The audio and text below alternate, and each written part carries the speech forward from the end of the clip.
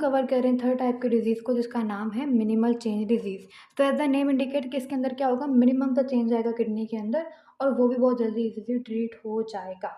अगर हम बात करें पैथोजेनेसिस की तो उसके लिए क्या लिखा है कि आपके पास पॉसी इम्यून है। मतलब इसके अंदर क्या होगा, antigen antibody immune complex involve नहीं होंगे, बल्कि आपके पास ये सेल मेडिएटेड होती है। इसके अंदर टी सेल्स जो होते हैं ना, वो इंजरी वगैरह कॉज़ कर देते हैं। जो हमने आरपी जीन की टाइप 3 पढ़ी है, सेम उसकी जैसी है, ठीक है? आप नोट करें आरपी जीन की टाइप 2 जो थी, वो एक्यूट जैसी थी। जो टाइप 3 है, वो मिनिमल चेंज डिज़ीज़ जैसी है। जो आपके पास टाइप 1 होगी उसकी भी जैसी मैं आपको एक डिज़ीज़ पढ़ाऊँगी। लेकिन फ़र्क सिर्फ़ इतना होगा कि आपके पास इन तीनों के अंदर ना क्रिसेंट की फ़ॉर्मेशन देखने को मिलती है, इसलिए हमने इनको आरपी जीन के अंडर रख दिया है। वरना फिर हम क्या करते हैं, वरना फिर ये ऑलमोस्ट सेम बाकी डिज़ीज़ जैसी ही हैं, ठीक है? तो आप इस तरह करके रिलेट करके याद करो। अच्छा, अब मैं क्या कह रही थी कि आपके पास जो मिनिमल चेंज डिज़ीज़ है, वो पॉसी इम्यून है, मीन्स वो सेल मेडिएटेड होगी, वही जो आरपी जीन की टाइप 3 थी, ठीक है? और आपके पास जो सेल्स होंगे वो ग्लोमेरुलस के अंदर इंजरी कॉज़ कर देंगे, ठीक है? तो पैथोजेनेसिस तो समझ में आ गई। अब होता क्या है कि इंजरी कॉज़ होती है तो उसकी वजह से क्या होता है कि आपके जो फूड प्रोसेसेस होते हैं, वो आपके पास इफ़ेस कर जाते हैं, मीन्स वो फ्लैट हो जाते हैं। मैं आपको पिक्चर से दिखाती हूँ। तो ये तो थी आपकी नॉर्मल जो आपका फ़िल्ट्रेशन बैरियर है, वो ये नॉर्मल वाला है, ठीक है? अब जब आपके पास इंजरी होगी, इसके बाद क्या होगा, और इंजरी किसी भी वजह से हो सकती है, एंटीबॉडी की वजह से भी हो सकती है, साइटोकाइन्स की वजह से हो सकती है, किसी टॉक्सिन की वजह से भी हो सकती है, ठीक है?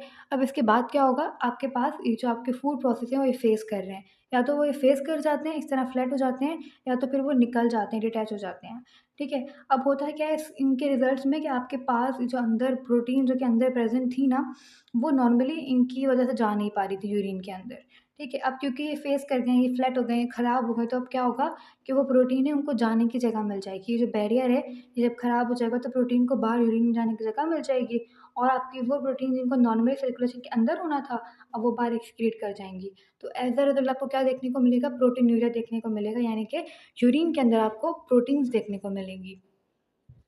तो अगर आपको याद हो जब मैंने आपको नेफ्रोटिक सिंड्रोम पढ़ाया था, मैंने कहा था उसका मेन फीचर होता है प्रोटीनूरिया, उसकी स्टोरी स्टार्ट ही प्रोटीनूरिया से होती है। तो इसलिए आपको जो मिनिमल चेन डिज़ीज़ है, उसके जो पेशेंट होते हैं, वो एज़ नेफ्रोटिक सिंड्रोम रिप्रेज़ेंट करेंगे।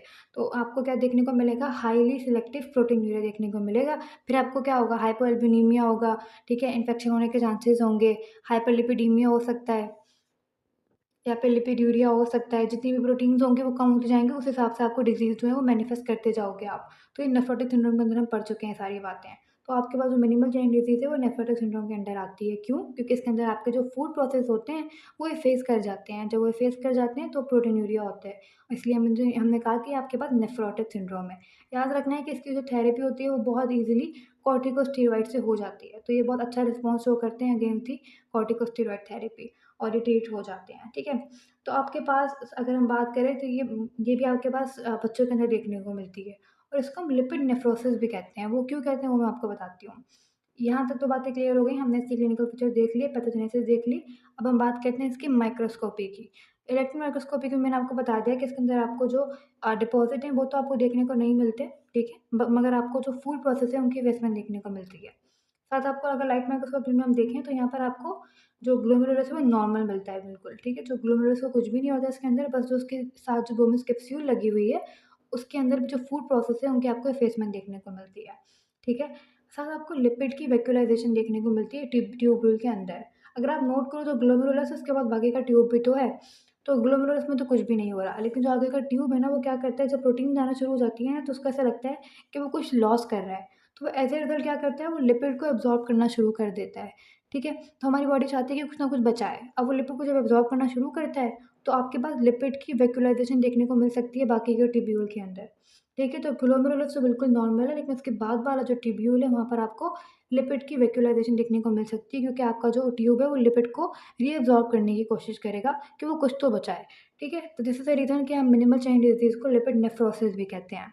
और साथ अगर हम बात करें कि इसकी कंपोज़िशन क्या होगी, तो अगेन आपको एंटीबॉडीज़ देखने को मिलेंगी सॉरी, यहाँ पर आपको कोई एंटीबॉडी देखने को नहीं मिलेगी क्योंकि आपके पास ये एंटीबॉडी मेडिएटेड नहीं है, ये पॉसी इम्यून है।